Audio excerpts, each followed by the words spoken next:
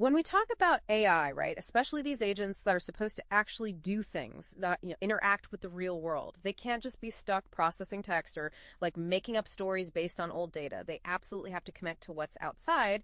And by outside for a computer system, I mean, well, external data sources, think databases, files, live info feeds, and also external services and tools, things like sending an email, checking the weather, maybe searching the web, or getting info from a company's internal systems. Now, for ages, the standard way for systems to talk to each other, to ask for data or get something done, has been through APIs, application programming interfaces. You've definitely heard of them. They're like everywhere.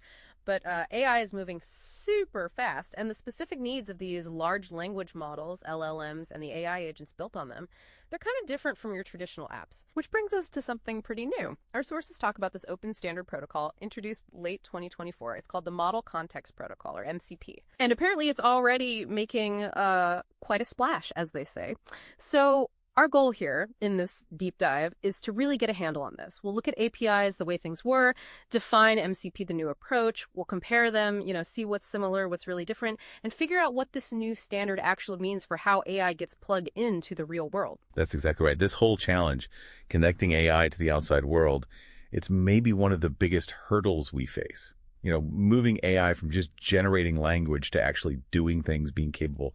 It's the bridge, really, between the model's internal knowledge and the ability to act or get real-time info. Yeah. Without that bridge, AI agents are kind of stuck, isolated. So understanding how we build that bridge and, importantly, how we standardize it, that's crucial.